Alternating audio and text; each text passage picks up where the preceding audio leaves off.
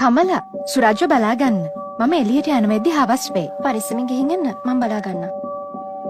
සුරාජ් පුතා කෑම කනවද? මට බෑ. ඔයා ටීවී එක කොච්චර වෙලා බලනවද? ඉක්මනට කෑවේ නැත්තම් ටීවී එක වහලා දානවා. හරි එහෙනම් දෙන්නකෝ. දෙන්න.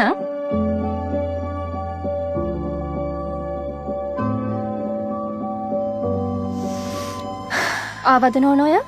තේ එකක්ද කෝපි එකක්ද? මට කෝපි එකක් හොඳයි. නෝනා මට දෙයක් කියන්න ඕනි. සතියක නිවාඩුවක් ගන්න පුළුවන්ද? සතියක නිවාඩුවක්? හැමදේම හොඳින් නේද කමලා? ඔව් ඔව් නෝනා හැමදේම හොඳින්. ඇයි දන්නවද අපේ ඥාතීන්ගේ කසාද? ඔයා දන්නවනේ ඒවට අනේක අනිවාර්යයි. නැත්තම් ජීවිත කාලෙම කතා අහගන්න වෙයි. කමක් නෑ නිවාඩුව ගන්න. මම බලා ගන්න. හරි.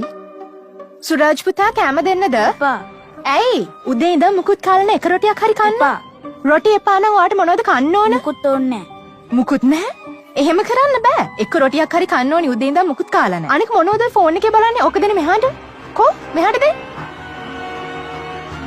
මුළු දවසම ෆෝන් එකේ ඉන්නවා. රොටි කෑවොත් ෆෝන් එක දෙනවා. මම කන්නේ නෑ. ඒයි.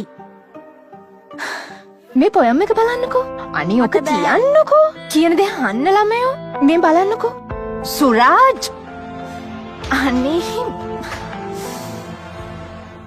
අනේ සුරාජ් නම් දැන් ගොඩක් නරක වෙලා. එයාට ෆෝන් එක දුන්න නැත්නම් කන්නේ නැහැ. පාඩම් කරන්න වාඩි වුණොත් වෙන වැඩ කරනවා. මම පාඩම් කරන්නේ නැහැ කියනවා. අනේ මට තේරෙන්නේ නැහැ. හැම පොඩි දේවල් වලටම තරහ ගන්නවා. මේ ළමයට මොනවා වෙලාද මන්දා. එකපාරටම මෙච්චර වෙනස් වෙන්නේ කොහොමද? ඒක තමයි මාත් කල්පනා කරේ. ඇයි මෙච්චර වෙනස් වුනේ කියලා. කමල ඔයාලා කවදා හරි මෙයාගේ හැසිරීම ගැන කම්ප්ලේන්ට් කරලා තියෙනවද? අනේ කවදාවත් කමල මෙයා ගැන මාත් කතා කරලවත් නැහැ. මට දැන් තේරෙනවා මොකද්ද හේතුව කියලා. මොකක්ද හේතුව? හේතුව තමයි කමලා. කමලා? ඒ කිව්වේ? මට හිතෙන්නේ හැම වෙලේම සුරාජ්ට කමලාව මතක් වෙනවා. මොනවද ඔයා මේ කියවන්නේ? මම යාගේ අම්මා. ඔව් ඒත් ඔයා නැති වෙලාවට එයා එක්ක නේද ඉන්නේ. ඔයාත් ඔයාගේ සොසයිටි එකේ වැඩවලට උදේ පාන්දරෙම යනවා. හවස් වෙලා තමයි ආපහු ගෙදර එන්නේ. සමහර දවස්වල රෑ වෙනවා. එතකොට එයා නිදි. ඒත් පැය 24 පුරාම සුරාජ් ඉන්නේ කමල එක්ක නේද? එයාට කෑම කවන්නේ, එයාට පාඩම් කියලා දෙන්නේ, එයා එක්ක සෙල්ලම් කරන්නේ. වැඩිපුර ඉන්නේ කාත් එක්කද? කමල එක්කනේ. අනේ මේ ඔයා මේ විකාරණ කියවන්න එපා. විකාර කතා නෙවෙයි. ඒක තමයි ඇත්ත. ඔයාට ඒක විශ්වාස නැත්නම් මං ගාව එක ක්‍රමයක් තියෙනවා ඒක ඔප්පු කරලා පෙන්නන්න. කොහොමද? සුරාජ් ඔව්. කමලට කෝල් කරන්න. ෆෝන් ස්පීකර් දාන්න. හෙලෝ කමලා. ඔව් සර්. හැමදේම හොඳින් නේද? හැමදේම හොඳින්. මම මේ කතා කළේ ඔයාගෙන් පොඩි දෙයක් අහන්න. ඔව් මහත්තයා අහන්න. හර්ෂිතත් මෙතන ඉන්නවා. එතකොට සුරාජුත් ෆෝන් එකේ ස්පීකර් දාලා තියෙන්නේ. මම ප්‍රශ්න අහනවා. ඒවට මුලින්ම උත්තර දෙන්නේ හර්ෂිතා. පස්සේ කමලා. අන්තිමට සුරාජ්. හොඳයි මහත්තයා. සුරාජ් ලොකු වෙලා වෙන්න කැමති කවුද? ඩොක්ටර්? පයිලට්? සුරාජ්ගේ කැමතිම විෂය මොකද්ද? මැත්ස්. ඉංග්ලිෂ්.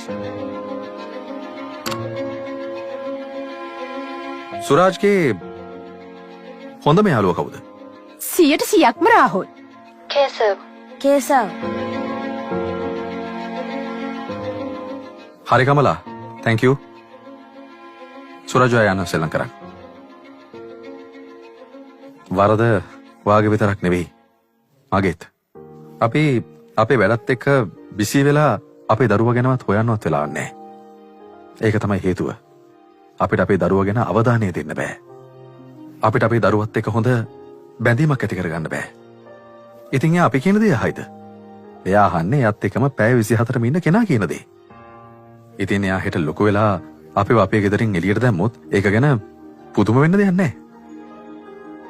මොකද එහෙම වෙන්නේ අපේ අතරේ හැඟීම් නැති නිසා. උදව්වට ඉන්න කෙනා තියාගන්න. හැබැයි යාගෙන් යැපෙන්න එපා. ඔයා කියන දේ ඇත්ත. මම මෙහෙම කරන්නම්. මම මගේ වැඩ ටිකක් අඩු කරගන්නම්. පුළුවන් විදිහට උත්සාහ කරන්නම් සුරාජ්ට වෙලාව දෙන්න. ඇත්තට යා මාව දැනගන්න. එයාගේ ඇත්ත මම්ම ගැන දැනගන්න.